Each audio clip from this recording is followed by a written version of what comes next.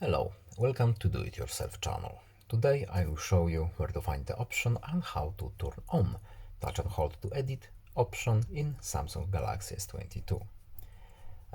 This is a lock screen option, so we need to go to settings, then lock screen, and here we have touch and hold to edit.